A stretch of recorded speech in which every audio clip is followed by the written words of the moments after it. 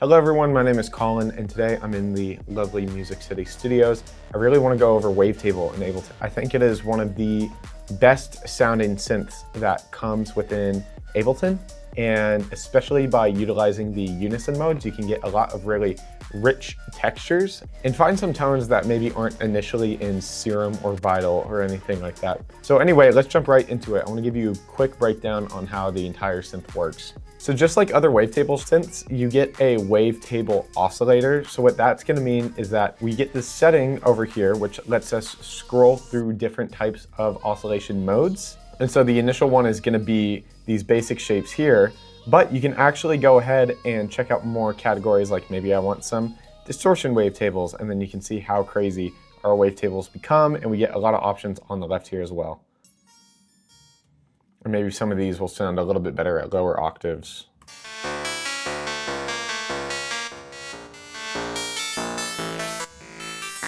Before I move too far into this as well, we also get a sub-oscillator on the left, and then we're also able to transpose using this slider right here.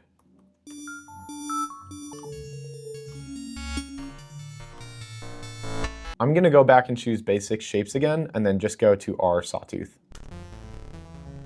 We also get the option of a second oscillator, so I'm actually going to turn this on and choose something between a saw and triangle wave.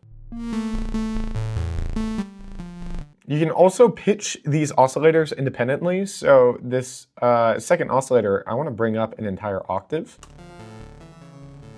My goal eventually here is to get a super rich supersaw kind of sound using only Wavetable. We also get a little bit of Wavetable effects down here. We can either FM, get some classic effects like pulse width or sync, or we can do modern effects like this kind of warp, or a little bit of folding as well.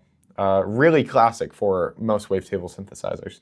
Later on, I'll show you really cool ways to get rich tones using those effects. We get our filter, which is essentially exactly like auto filter. We get all of our different filter types, and then we can actually pull up a second filter here so that we can really shape the filter, as well as other filter algorithms. Wavetable also has maybe one of the best matrices out of any synthesizer I've seen. It's really efficient because anything that you tweak or move, such as the filter frequency here, pops up within the matrix, and it becomes really easy to do something like connect our filter frequency to our amp envelope, because I can just change it right here within the matrix and look at all of our other matrix changes within one really compact window. Me personally, this grid system for the matrix is my absolute favorite. So our amp envelope is going to control the shape of our volume as well as our filter, because we've gone ahead and checked this off, but the volume shaping is passive to amp, very common for most synthesizers. On the second envelope here, I'm going to make a really quick pluck and connect this to the pitch of our sound.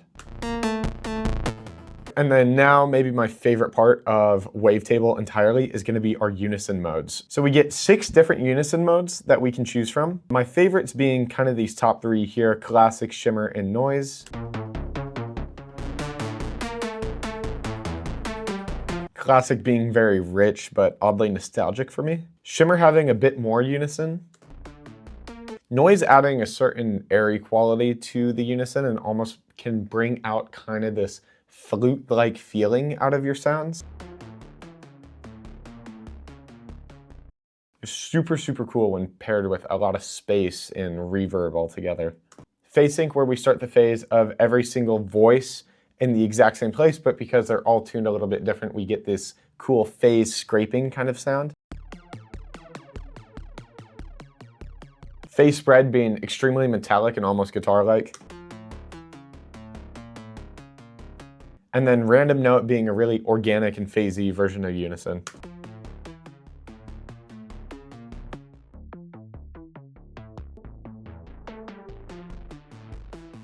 I set up one of our LFOs here to be a random LFO so that I can then go and attach this to our modern warp right here.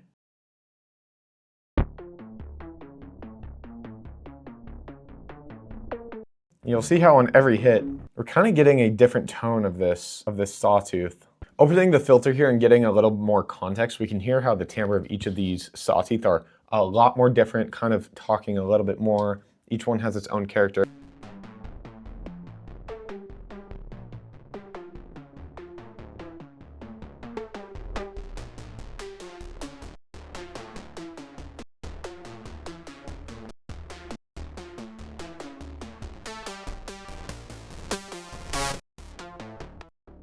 All right, so now we have a pretty nice, rich kind of sawtooth pluck. If I want this to develop over time, I can put this in a group, and then I'm going to map our frequency to this first macro, and then find a good spot for the beginning frequency.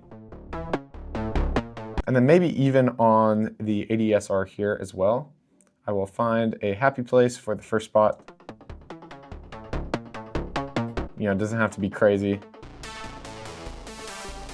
And then as I turn this macro up, we're getting more decay as well as opening the filter. So we're getting this kind of additive, gradual sweep up to the sound.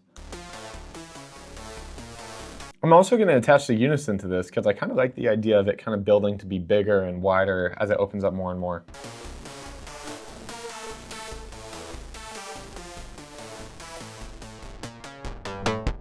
To bring some more tone out of this, I'm just going to add a multi-band compressor and really just kind of drive the expansion at the bottom.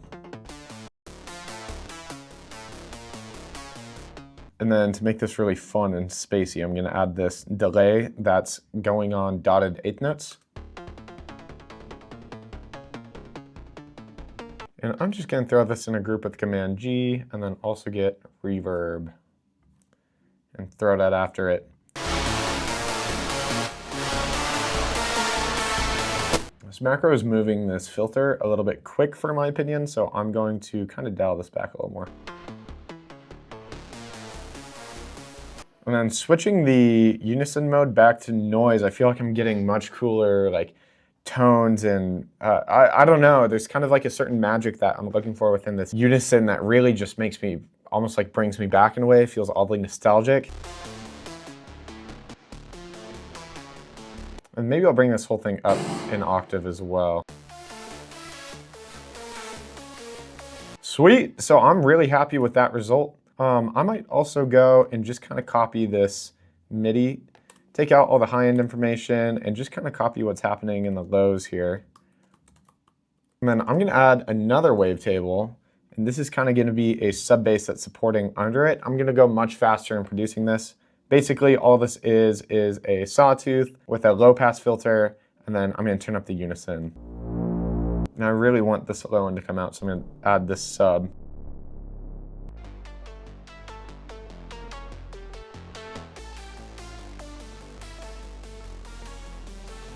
And then sometimes I really like kind of a little high string note in the top. And I normally use a sample for this, but I think I can make something a lot like it within Wavetable.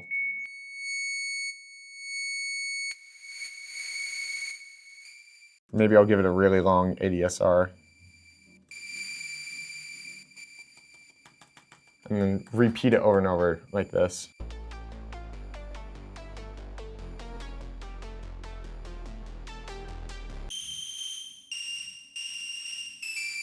Maybe make a little melody with it.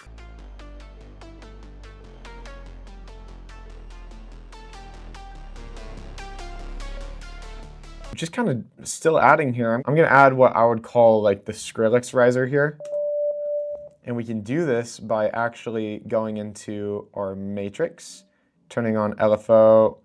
I want to do a rising saw kind of shape. And then I'm actually just going to attach this LFO1 to our pitch and make it go backwards so that we get the sweep up. I'm going to put it into the negative because our saw is actually going down. So by putting it into the negative, it inverses and does a pitch sweep up instead. And then I'm also going to make sure that the rate on this is 8 bars. And then all I'm going to do is go into sawtooth here, and I'm not going to put the riser until the last 8 bars here. We'll do unison, 2 voices, and then we're going to throw this in mono. And then I'm going to change the offset to 180 so that we actually start at the beginning of the ramp. And maybe I'll also do global amplitude so that it gets louder as time goes on. Start higher maybe. I'm going to copy this wavetable and do another riser effect, and maybe we'll do one that's more noisy. So I'll choose a noise wavetable here.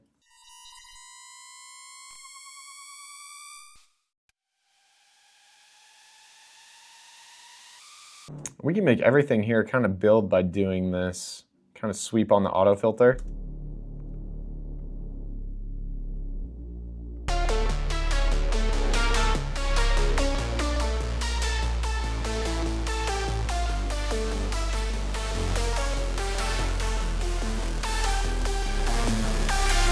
Very sick, very sick. I feel like this is a good example of all the things we can do in Wavetable without even getting too crazy or too deep within the wavetables themselves. You've got so many options of timbres and tones that you can shoot for by going through these wavetables, and a lot of them can be really useful, but I think most sounds are generally built out of kind of more basic sounds, which is why I really kind of lean towards these basic shapes. And so you can really find out like how strong these sounds are even by themselves. Anyway, with that being said, if you made it this far, thank you guys for watching. If you're interested in any continued education, check out our Music City Accelerator course. And with that, I hope to see you in the next one. Thank you. Goodbye.